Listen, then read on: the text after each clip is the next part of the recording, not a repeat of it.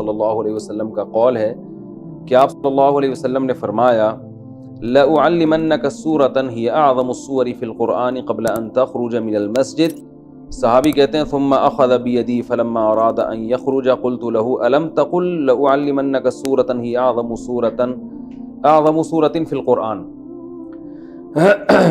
صحابی رسول کہتے ہیں نبی صلی اللہ علیہ وسلم نے فرمایا کہ مسجد میں نکلنے سے پہلے میں تمہیں ایک ایسی سورت بتاؤں گا جو قرآن مجید میں سب سے افضل سورت ہے، سب سے عظیم سورت ہے۔ جب نکلنے لگے تو صحابی فرماتے میں نے یاد دلایا تو آپ صلی اللہ علیہ وسلم نے فرمایا سب سے عظیم سورت ہے الحمدللہ رب العالمین، اور آگے پوری سورہ فاتحہ۔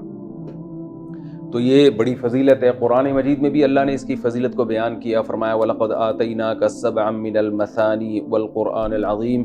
اے نبی ہم نے آپ کو 7 وہ صورتیں دی ہیں جو بار بار دہرائی جاتی ہیں اور باقی قرآن۔ تو یعنی اس صورت کو الگ سے اللہ نے بیان کیا کہ باقی قرآن بھی دیا اور یہ 7 صورتیں بھی دیں، تو یہ اس کی علامت ہے کہ اس صورت کی اللہ کی نظر میں بہت اہمیت ہے۔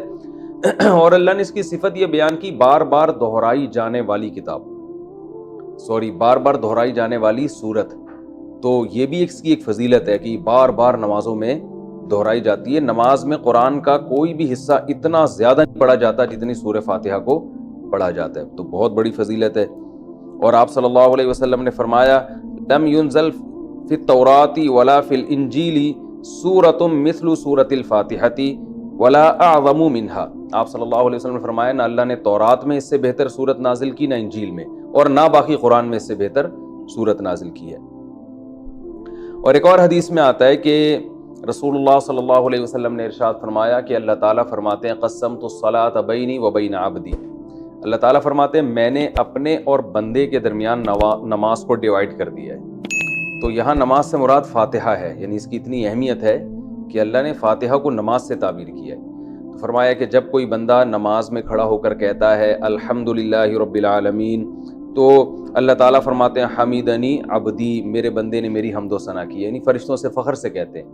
اور جب وہ کہتا ہے کہ الرحمن الرحیم، بڑا مہربان نہایت رحم کرنے والا، تو اللہ فرشتوں سے کہتے ہیں اثنا علی عبدی، میرا بندہ زبان سے میری تعریف کر رہا ہے۔ اور جب وہ کہتا ہے مالک یوم الدین، تو اللہ تعالیٰ فرشتوں سے کہتے ہیں مجدنی عبدی، دیکھو میرا بندہ میری بزرگی بیان کر رہا ہے۔ اور جب انسان، یہ تو وہ ہے جو اللہ کا حصہ ہے، یعنی حدیث میں آتا ہے نا میں نے نماز کو اپنے اور بندے کے درمیان ڈیوائیڈ کیا، تو کچھ حصہ میرا ہے اور کچھ بندے کا ہے، تو یہ والا تو میرا ہو گیا، یہ میری تعریفیں کر رہا ہے یہ۔ اور فرمایا کہ جب یہ کہتا ہے ایاک نعبد و ایاک نستعین، اے اللہ ہم تیری عبادت کرتے ہیں، تجھ سے مدد طلب کرتے ہیں، تو اللہ تعالیٰ فرماتے ہیں ھذا بینی و بین عبدی، کہ میرے اور بندے کے درمیان ایگریمنٹ ہے کہ یہ توحید پر قائم رہے گا۔ اور اب اس نے جب ایگریمنٹ کر لیا اور میری تعریفیں بھی کر دی، تو اب ولی عبدی ما سأل، اس کا حصہ کیا ہے کہ اب جو یہ مانگے گا اس کو ملے گا۔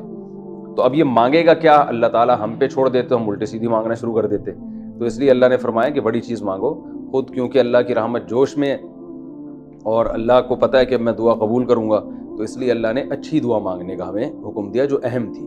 اور حکم کیا دیا، اہدنا الصراط المستقیم، کہ اللہ تو ہمیں سیدھے راستے پر چلا، صراط الذین انعمت علیہم غیر المغضوب علیہم ولا الضالین۔ تو یہ اس طرح سے اللہ تعالیٰ نے فاتحہ کو 2 حصوں میں ڈیوائیڈ کیا ہے حدیث کے مطابق۔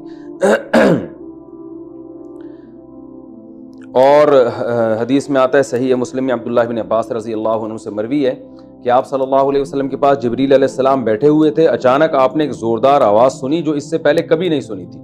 تو جبریل نے فرمایا کہ یہ ایک آسمان کا دروازہ ہے جو کھلا ہے، جو آج سے پہلے کبھی بھی نہیں کھلا تھا، اس سے ایک فرشتہ نازل ہوا ہے، اور فرشتے نے نازل ہو کر پھر نبی صلی اللہ علیہ وسلم کو خوشخبری سنائی اور فرمایا ابشر بنورین اوتیتہما لم یؤتہما نبی قبلک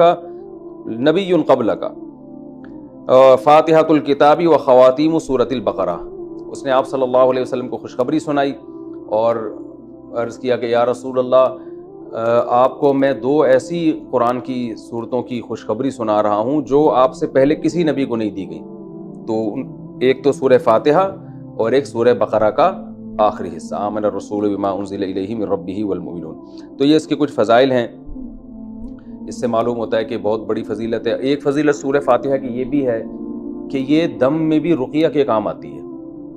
صحابی سے ثابت ہے کہ انہوں نے ایک جن اتارا اور سورہ فاتحہ پڑھ کے ان پہ پھونک مارتے گئے اور وہ جن کے اثرات ختم ہوتے چلے گئے۔